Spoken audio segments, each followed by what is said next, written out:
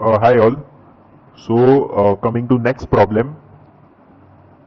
Problem है limit extending to infinity 1 square plus 2 square plus 3 square till x square whole divided by x cube. ये limit हमें prove करनी है that it is equal to 1/3. हमने last lecture में पढ़ा था कि summation of squares of first natural numbers का फॉर्मूला क्या होता है, n into N plus one into 2n plus 1/6.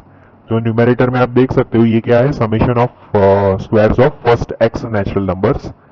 तो ये 1 square plus 2 square till x square जो है उसकी जगह पर हम लिख सकते हैं x into X plus one into 2x plus one whole divided by 6. और x क्यूब तो हमारे पास है ही डिनोमिनेटर में.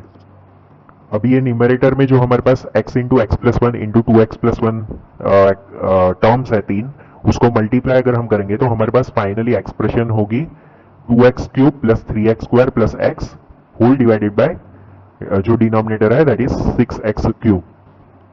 अब देखो क्योंकि हमारे पास लिमिट एक्सटेंडिंग टू इंफिनिटी है तो हम ट्राई क्या करेंगे कि डिनोमिनेटर की जो पावर है वो मतलब जो वेरिएबल है यानी कि एक्स क्यूब का टर्म वो डिनोमिनेटर में से हट जाए और न्यूमरेटर में जितनी भी टर्म्स है उसके डिवीजन में आ जाए, ताकि डिवीजन में अगर आपके पास divide by X divided by X square हो तो since limit X is tending to infinity तो वो सारी टर्म्स जीरो हो जाएंगी. तो हम क्या करेंगे, डिनोमिनेटर में ये जो एक्स क्यूब है उसको न्यूमेरेटर के सारे टर्म से डिवाइड कर देंगे. तो 2x cube divided by x cube हम करेंगे तो that will be 2 plus 3x square divided by x cube क्या हुआ plus 3 upon x, then plus x divided by x cube will be 1 upon x square and divided by denominator में जो बचा that is 6. तो denominator में अभी हमारे पास finite value है तो डिनोमिनेटर की अभी चिंता करने की जरूरत नहीं. अब न्यूमेरेटर अगर हम देखें तो limit extending to infinity put करेंगे तो 3/x जीरो हो जाएगा और 1 अपॉन एक्स स्क्वायर भी जीरो हो जाएगा. तो सिर्फ टर्म जो बचेगी दैट इज 2. सो फाइनली हमारे पास आंसर है 2/6 that will be 1/3. So we have proved that the limit is 1/3. Now moving to next problem. तो देखो limit extending to infinity e to the power x divided by 1 plus 1 upon x whole to the power x and again whole to the power x. तो इसकी limit हमें prove करनी है that it is e to the power 1/2. तो last lecture में हमने एक question rule पढ़ा था कि log b बाई c अगर फॉर्म है आपके पास तो आप उसको लिख सकते हो log b minus log c. And power rule पढ़ा था कि log of b to the power n given है आपको, तो जो अंदर के टर्म का पावर है उसको आप मल्टीप्लीकेशन में ले आ सकते हो. सो फाइनली टर्म हमारे पास हो जाएगी n इंटू log b. तो ये हम इस क्वेश्चन में अप्लाई करेंगे. अभी देखो जब भी आपको कोई e टू द पावर में टर्म मिले न्यूमेरेटर या डिनोमिनेटर में और डिनोमिनेटर में भी आपको किसी पावर में टर्म मिल रही है और लिमिट भी आपको प्रूव करनी है वो e की पावर में अगर आपको प्रूव करनी है तो जनरल सेंस में आपको पता चल सकता है कि इसमें हमको LHS और RHS दोनों साइड लॉग अप्लाई करना है. तो देखो सबसे पहले लिमिट जो है उसको हम L एज्यूम कर देंगे और देखो डिनोमिनेटर में 1 plus 1 upon x whole to the power x. Whole to the power x को हम क्या लिख सकते हैं, तो ये x और x मल्टीप्लीकेशन में आ जाएंगे that will become x square. तो डिनोमिनेटर में हमने लिखा है 1 plus 1 upon x whole to the power x square. अब हम लेफ्ट हैंड साइड और राइट हैंड साइड दोनों जगह लॉग लगाएंगे. तो लेफ्ट हैंड साइड बन जाएगा log L और राइट हैंड साइड log लगाएंगे तो log a बाई b का फॉर्म है तो that we can write as log of numerator minus log of denominator. तो उसको हमने लिखा log of e to the power x minus log of denominator that is log of 1 plus 1 upon x to the power x square. अब by using the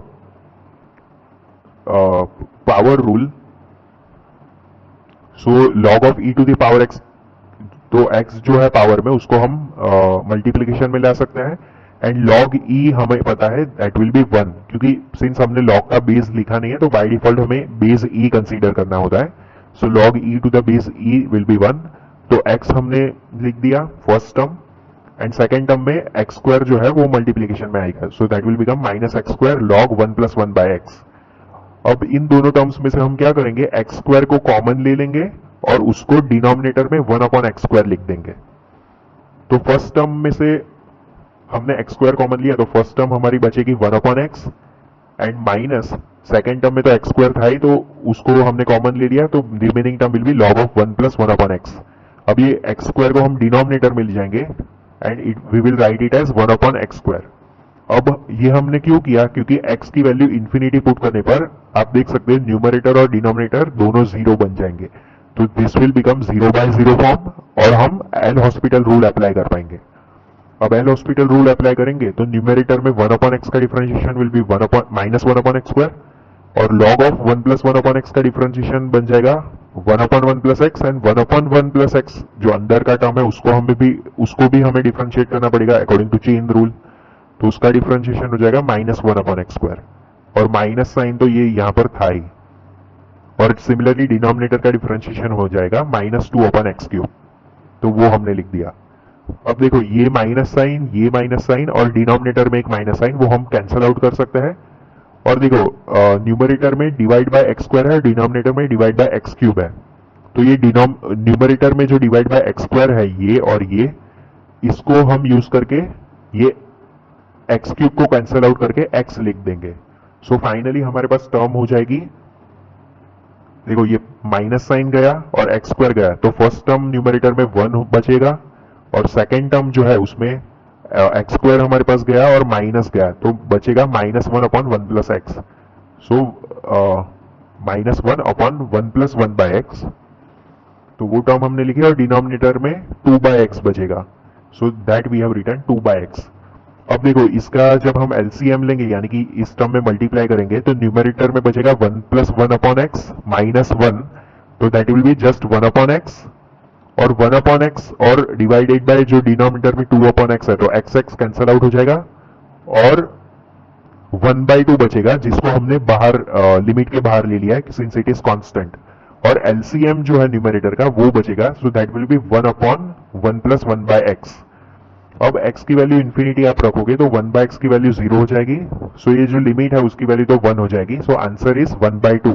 लेकिन ये हमारा final answer नहीं है, ये तो जो log l हमने एज्यूम किया था LHS उसका आंसर है, that is log l is equal to 1/2। तो लिमिट हमें फाइंड करना था, वो क्वेश्चन था, तो लिमिट क्या होगा, so e to the power 1/2, so that is our answer.